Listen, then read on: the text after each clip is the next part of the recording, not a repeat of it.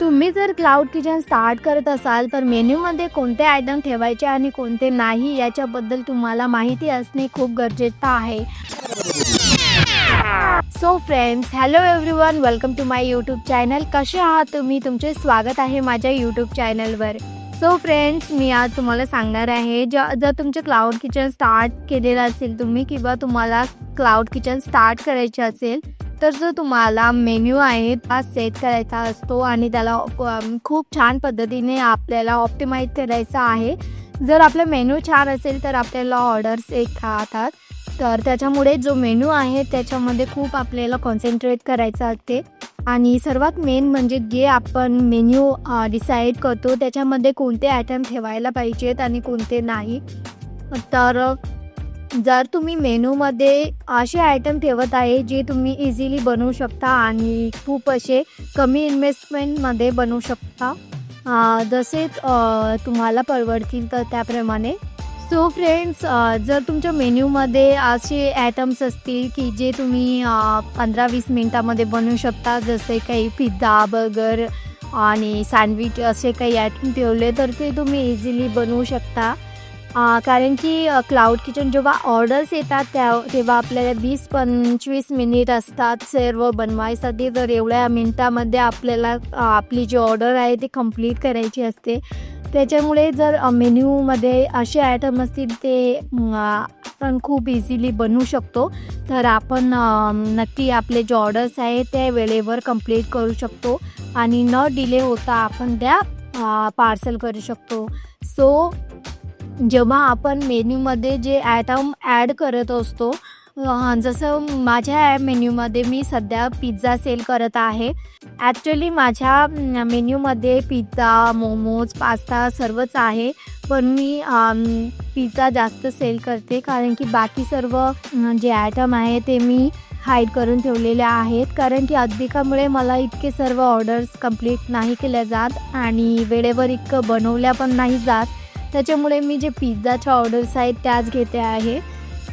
कारण की पिझ्झा माझ्याकडे एअर फ्रायर वगैरे आहे, तर त्याच्यामुळे बेक होण्यासाठी खूप इझिली मी ते कंप्लीट करू शकते. तर तुम्ही जर तुमच्या मेन्यूमध्ये असे काही आयटम ठेवणार जसं काही पिझ्झा झाला आणि त्याच्याच बरोबर बर्गर वगैरे पण ॲड करू शकतो. कारण की टिक्की वगैरे बनवून ठेवली तर आपण बर्गर पण मेन्यूमध्ये ॲड करू शकतो. त्याच्यानंतर सँडविच पण आहे, ते पण इझिली बनवून जाते. तर अशा डिश आपण ठेवल्या पाहिजे की ज्या करून आपल्याला इझिली बनवू शकतो आपण. सो अशा पद्धतीने मी माझा जो मेन्यू आहे तो सेट केलेला आहे. जर तुम्ही क्लाउड किचन सुरू करायचं विचार करत आहात किंवा तुम्हाला क्लाउड किचन सुरू केलेलं आहे पण ऑर्डर्स येत नाही आहेत, तर तुमचा जो मेन्यू आहे त्याच्यावर तुम्हाला थोडं काम करावं लागणार आहे. जे मेन्यूचे फोटो वगैरे आहे, डिस्क्रिप्शन, त्याची प्राईस वगैरे सर्व आपल्याला डिसाईड करून खूप छान पद्धतीनं त्याला SEO करायचा आहे. कारण की जेव्हा कस्टमर ऑर्डर करतील तर ह्या सर्व गोष्टी त्या कन्सिडर असतात. तर त्याच्यामुळे जेव्हा आपण मेन्यूमध्ये आयटम ॲड करतो तेव्हा आपण ह्या सर्व गोष्टी बघायला पाहिजेत.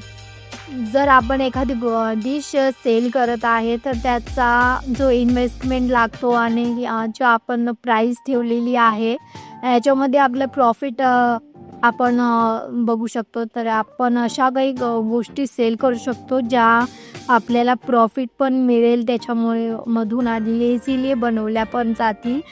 तर अशा पद्धतीचे जे काही आयटम आहे ते आपण आपल्या मेन्यूमध्ये ॲड करू शकतो आणि अशा पद्धतीने आपल्या क्लाउड किचनमध्ये ऑर्डर्स येतील.